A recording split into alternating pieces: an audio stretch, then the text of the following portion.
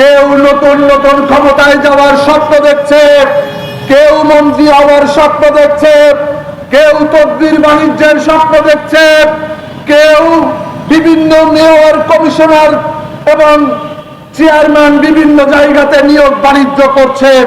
যখনই তারা ব্যর্থ হচ্ছে তখনই প্রশাসনের বিরুদ্ধে, উপদেষ্টাদের বিরুদ্ধে রাজপথে তারা মিছিল স্লোগান তুলছে। আউযু বিল্লাহি মিনাশ শাইতানির রাজীম। বিসমিল্লাহির রহমানির রহিম। বাংলাদেশ যুব মিশনের আত্মপ্রকাশ উপলক্ষে আজকের এই অনুষ্ঠানের সভাপতি, বাংলাদেশ যুব মিশনের প্রধান সমন্বয়কারী সালমান খান বাদশাহ, আমাদের মাঝে উপস্থিত বাংলাদেশ লেবার পার্টির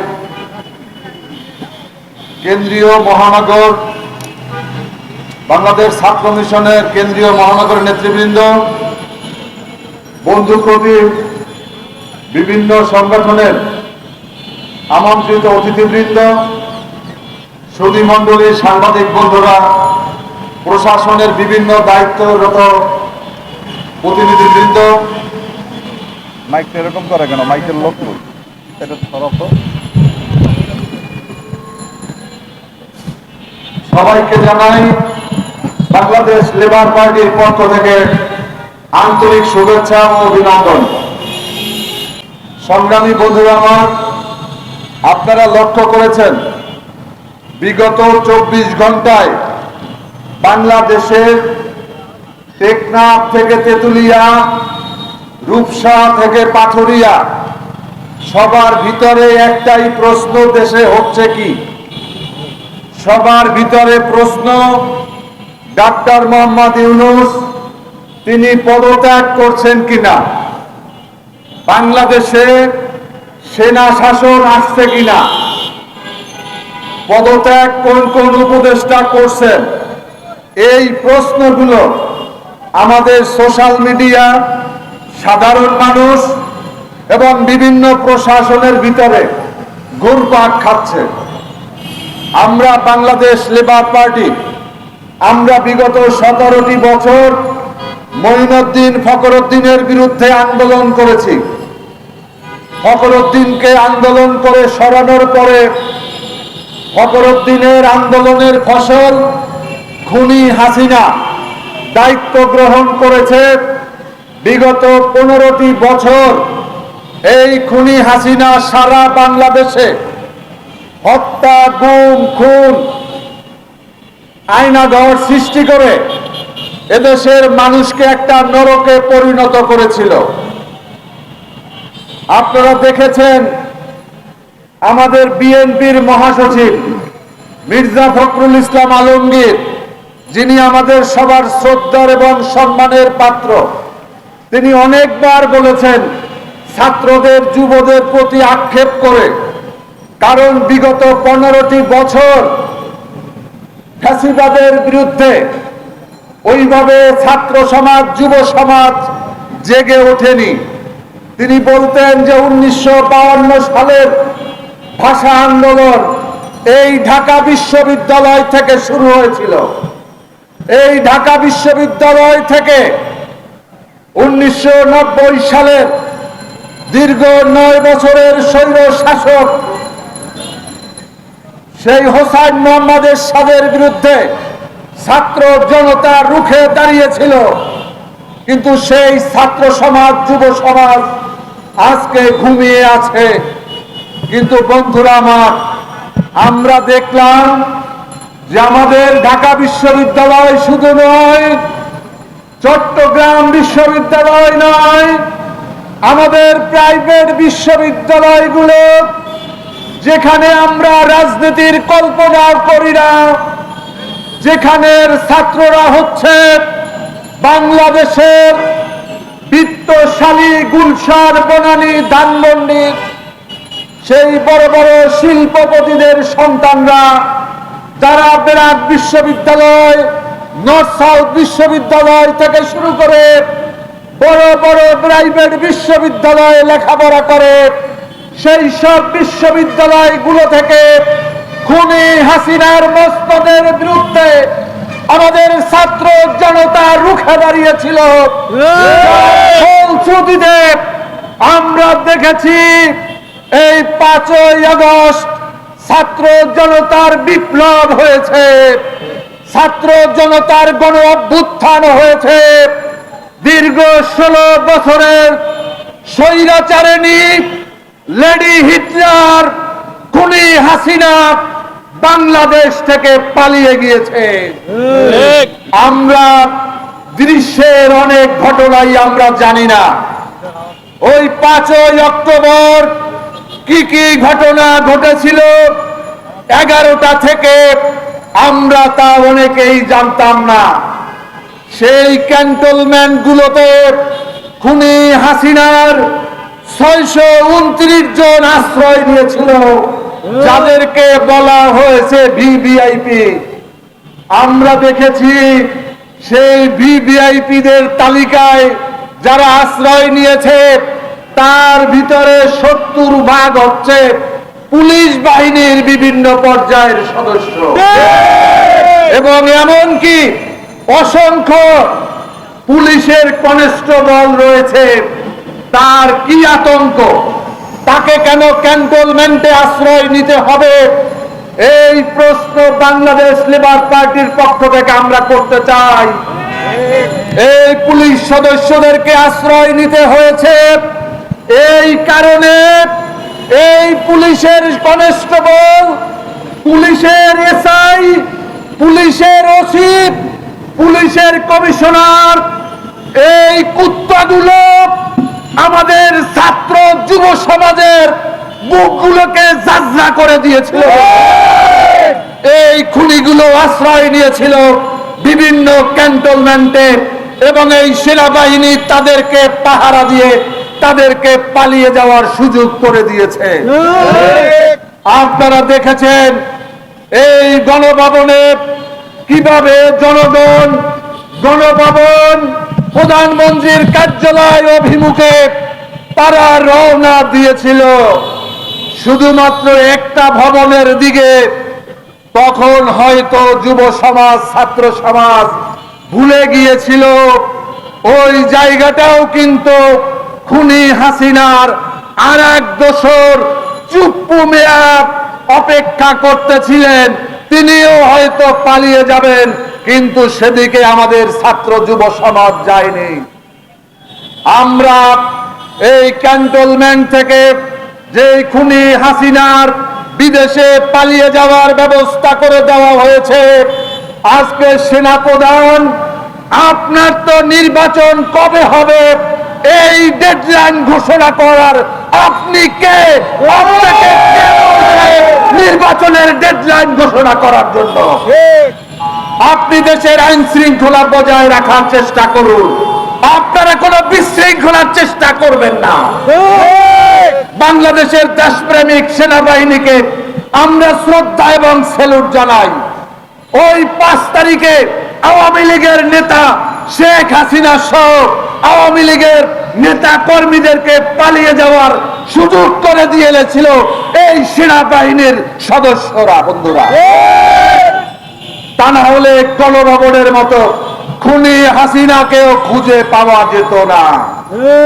আপনারা দেখেছেন কিভাবে গণভবনে গিয়ে এই গণভবনের সাধারণ মানুষ গণভবনের একটা ইট নিয়ে বগলে করে তারপর হেঁটে যাচ্ছে। একজনকে দেখলাম একটা কচু তিনি হাতে করে নিয়ে যাচ্ছে। আমরা তখন সেই এরোপ্লেনের যে মোড়, ওই জায়গাতে আমরা অপেক্ষা করতেছিলাম। আমি নিজে জিজ্ঞাসা করেছিলাম যে আপনি এই কচুটা নিয়ে যাচ্ছেন কেন?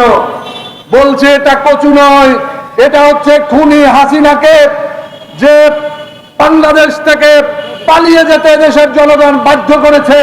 আমি অন্য কোনো কিছু পাইনি, সব জনগণ লুটে পুটে নিয়ে গিয়েছে, সবাই যে যেখানে পারছে সবাই সবকিছু নিয়ে গিয়েছে, আমি একটা কচু নিয়ে তারপরে যাচ্ছি। মানুষ কত খেপে গিয়েছিল এই হাসিনা, আওয়ামী লীগ এবং এই দুঃশাসনের বিরুদ্ধে। সেই দুঃশাসনে যারা কাঁধে কাঁধ মিলিয়ে দীর্ঘ 17টি বছর বিএনপি, জামাত ইসলামী থেকে শুরু করে বিএনপির নেতৃত্বে অসংখ্য রাজনৈতিক দল আমরা আন্দোলন সংগ্রাম করেছি, কাঁধে কাঁধ মালিয়ে কথা বলেছি। সেই দলগুলো 5 তারিখের পরে যেন এক একটা দল অচেনা হয়ে গিয়েছে আমাদের সামনে। কেউ ফ্যাসিবাদের দোসর হিসাবে ভূমিকা পালন করছে, কেউ নতুন নতুন ক্ষমতায় যাওয়ার স্বপ্ন দেখছে, কেউ মন্ত্রী হওয়ার স্বপ্ন দেখছে, কেউ তদবির বাণিজ্যের স্বপ্ন দেখছে, কেউ বিভিন্ন মেয়র, কমিশনার এবং চেয়ারম্যান বিভিন্ন জায়গাতে নিয়োগ বাণিজ্য করছে। যখনই তারা ব্যর্থ হচ্ছে তখনই প্রশাসনের বিরুদ্ধে, উপদেষ্টাদের বিরুদ্ধে রাজপথে তারা মিছিল স্লোগান তুলছে। আপনারা দেখেছেন গত কয়েকদিন যাবৎ বাংলাদেশের রাজধানী ঢাকা শহরকে একটা ভয়াবহ একটা নগরীতে পরিণত করা হয়েছিল। আমরা চাই আইনের শাসন প্রতিষ্ঠা করতে। যে অন্যায় অত্যাচার খুনি হাসিনা এবং আওয়ামী লীগ করেছে, সেই অত্যাচার নির্যাতন যদি 5ই আগস্টের ফ্যাসিবাদ বিরোধী আন্দোলনের কোন শক্তি করে থাকে, বাংলাদেশ লেবার পার্টির একজন কর্মী হিসাবে তাদের বিরুদ্ধে বিদ্রোহ ঘোষণা করছি। বন্ধুরা, বাংলাদেশ লেবার পার্টির ইতিহাসে কোনো ক্ষমতায় যাওয়ার ইতিহাস নেই। আমরা এমপি মন্ত্রী কখনো হইনি, কিন্তু আমরা এদেশের জনগণের পক্ষে, এদেশের খেটে খাওয়া দিন মজুর, কুলি মজুরের, রিক্সাওয়ালা, ভ্যানওয়ালা, ঠেলাওয়ালার পক্ষে আমরা কণ্ঠে কণ্ঠ মিলিয়ে বারবার বলেছি, আমরা আমাদের জনগণ, আমাদের শ্রমিক, কৃষক, আমার গার্মেন্টস শ্রমিকদের, তারা শুধুমাত্র দুমুঠো ভাত, মোটা ভাত এবং মোটা চাল পেলেই আমরা, এবং ডাল পেলে আমরা যথেষ্ট খুশি। কিন্তু আমরা দেখেছি যে এই 5ই আগস্টের সেই পরে আন্দোলন সংগ্রামে যাদের ভূমিকা ছিল, তাদের চেহারা জনগণের কাছে যেন বিভৎস আকারে উপস্থাপন হচ্ছে। আজকে আমরা এই অন্তর্বর্তীকালীন সরকার, যেই সরকারের গত 8ই আগস্টে এই বঙ্গভবনে গিয়ে শপথ অনুষ্ঠানে এই ডক্টর মোহাম্মদ ইউনূসকে শপথ করিয়েছি, আজকে আমরা তার বিরুদ্ধে স্লোগান ধরা শুরু করেছি। এটা সম্পূর্ণ অন্যায়, সম্পূর্ণ সপরিক বিরোধী একটি কার্যকলাপ হিসাবে আমরা মনে করি।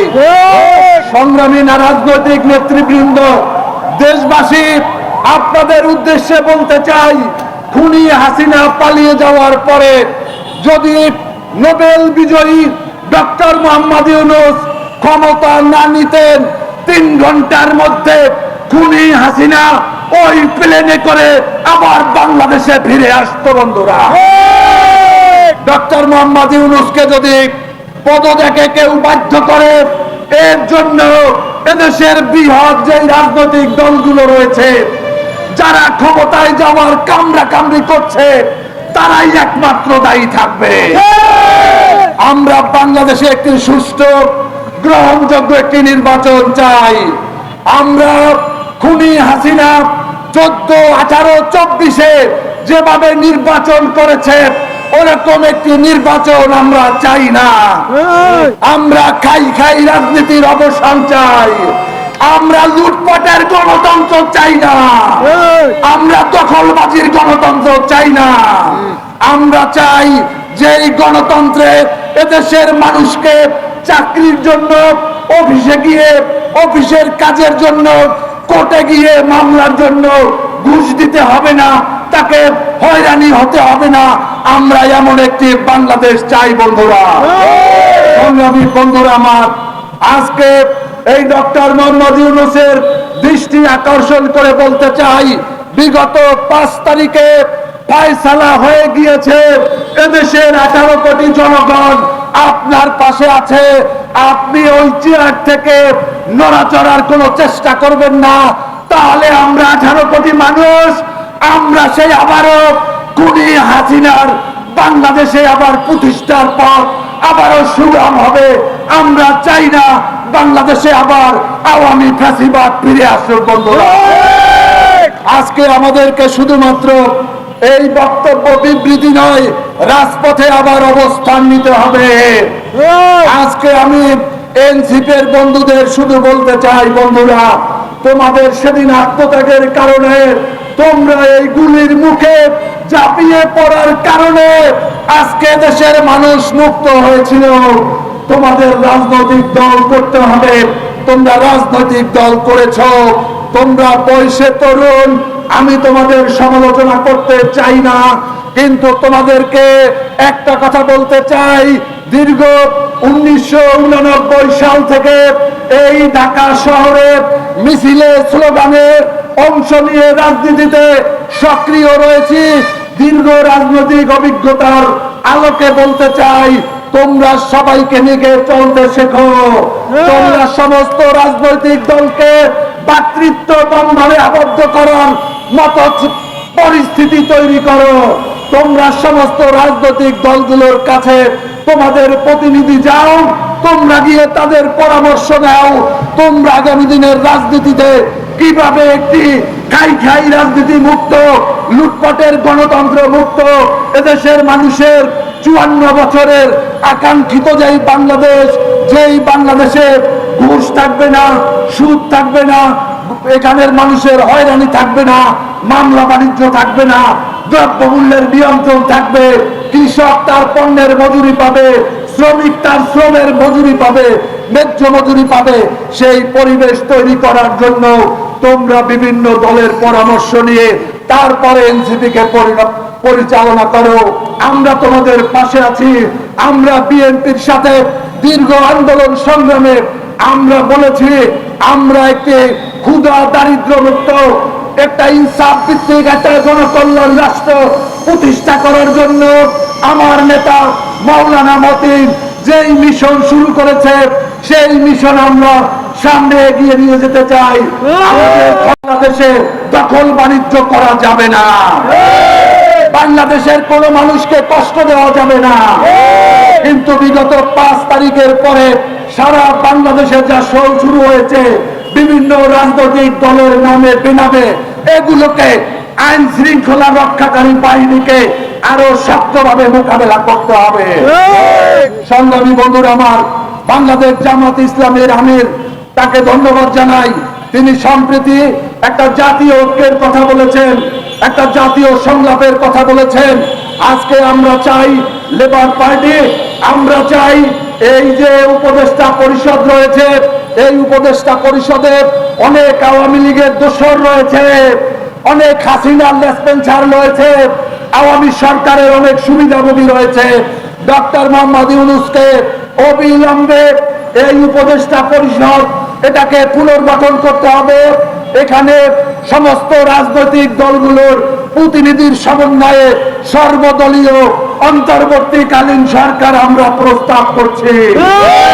বাংলাদেশ লেবার পার্টি আজকে প্রেস ক্লাব থেকে তার বক্তব্য হচ্ছে, এই জাতীয় সংকট নিরসন এবং হত্যা খুন-গুমের বিচার, শাপলা চত্বর, পিলখানা এবং জুলাই অভ্যুত্থানে 2000-এর বেশি যে আমাদের নেতা কর্মীদেরকে হত্যা করেছে, লেবার পার্টির নেতা আউয়াল মিয়া, ছাত্র মিশন নেতা নাঈম হাওলাদার সহ যারা শাহাদত বরণ করেছে, সবার বিচার নিশ্চিত করতে হলে সর্বদলীয় অন্তর্বর্তীকালীন সরকার অবিলম্বে গঠন করতে হবে এবং তাদের নেতৃত্বে আগামী নির্বাচন, বিচার এবং সংস্কার কাজ সম্পন্ন করতে হবে। আপনারা অনেকক্ষণ যাবৎ ধৈর্য ধরে আমাদের বক্তব্য শুনছেন, এজন্য আপনাদেরকে ধন্যবাদ জানাই। বাংলাদেশ যুব মিশন তারা সামনে এগিয়ে যান, তারা তাদের সংগঠনকে শক্তিশালী করার মধ্য দিয়ে তাদের সক্ষমতা প্রমাণ দিতে হবে। আপনাদের সবাইকে আবারও ধন্যবাদ। বাংলাদেশ জিন্দাবাদ, বাংলাদেশ লেবার পার্টি জিন্দাবাদ, জিন্দাবাদ, জিন্দাবাদ।